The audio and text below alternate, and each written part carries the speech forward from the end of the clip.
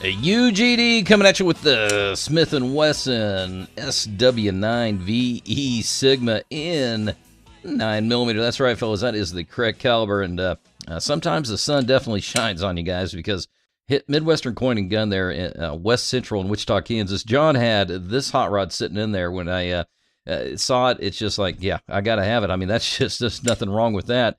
I've wanted to run one of these Sigmas. The reputation's up and down, up and down. Poor man's Glock. In fact, they got to pay Glock for every one of these they sold, yada, yada, yada. But you know what? For a budget gun in the used market, you know, this might be a viable choice for a lot of people. Let's give you a quick rundown on these things. They came out in 94. The VE line, which is, I guess, the economy line or something of that nature, 1999 to 2011. Overall length is 7¼ inches. Width is 1¼ inch, which is fairly wide. Height on it is 5¼ tall, 4-inch barrel, 16+1. Yeah, that's good capacity for these hot rods. 4-inch barrel, stainless steel sitting on polymer. Yeah, stainless steel sitting on polymer. These things come in at 25 ounces unloaded, so what, 32, 33 ounces fully loaded. Striker fire. Yeah, so it's got some goodness to it, and the look of it, this one's in really nice shape for being a used gun that's probably a decade old. The things I do like about it on the initial feel is excellent. Yeah, I like the grips. The Ergos Are Excellent on it. The grip angle I'm really digging. Yeah, I'm really digging that grip angle. And these big swells for your thumb. Yeah, that feels really good. Good memory on that. Over here on the other side for your trigger finger, I like that swell in there. The mag release, it's a pretty substantial mag release. So yeah, it's got some things going for it that I like. The slide lock, yeah, nothing wrong with that. I think it's pretty tight to the frame when you have it locked. I mean, it's right there against it, but I'm not having any problem getting to it. The takedown levers I do like. Now here's a negative. Yeah, that proprietary rail they've stuck on these things. Yeah, guys, what were you thinking? The serrations in the back, excellent. Get a good bite on that thing. The overall look, yeah, I'm digging it. Now the sight picture, it's just standard 3-dot sight with plastic sights, so it is what it is. I mean, Glock's gotten away with plastic sights. Now this was supposed to be, competition for the Glock.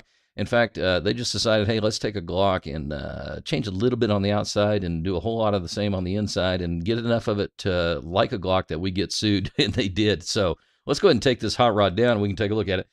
Pull it back about a ½ inch, take down levers there, pull the trigger, and everything kind of comes apart. Yeah, pretty simple, easy peasy.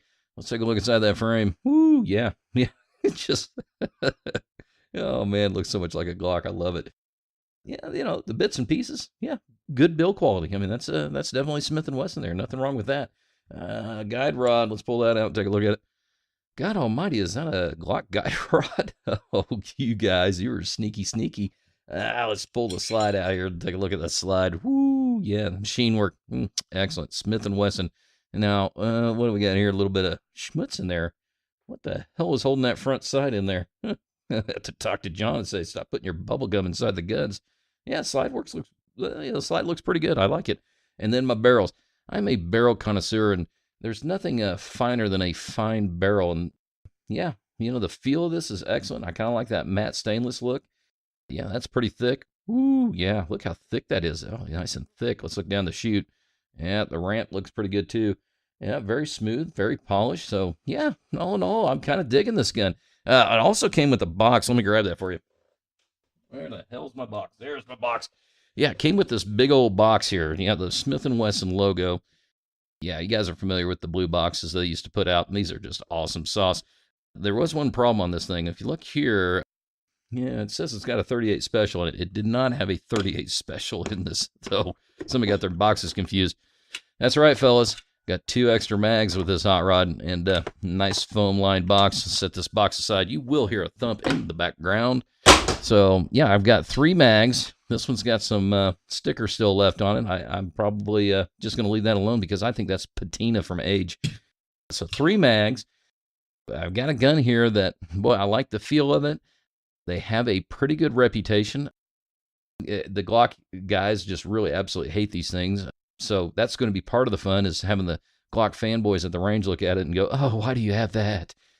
And we'll shoot it, and we'll just shoot the hell out of it and see what it is. In the Sigma line, God bless them, they fit a role. They were trying to compete. In fact, when I went and bought this one, I ended up buying this hot rod. Yeah, that's the original 380 SW. So I got this Sigma, and then the reason the Sigma came around is because these hot rods right here, yeah, I got a 3-gun deal, guys. That's right. This is a 915, and the 5906, I've done a review on that. I am a Smith & Wesson fanboy, but these were the cop guns back in the days, the 5906s, the 915s, the 3rd gen 9mm, and then Glock came out and just started killing them. So here we go. This is what they came up with. So, guys, this is UGD. Loving Smith & Wesson this weekend. If you like the video, hit the thumbs up. If you think, boy, Smith & Wesson is way too much in your head, hit the thumbs down, and please subscribe. He hates these cans! Stay away from the cans! Die, gas pupper!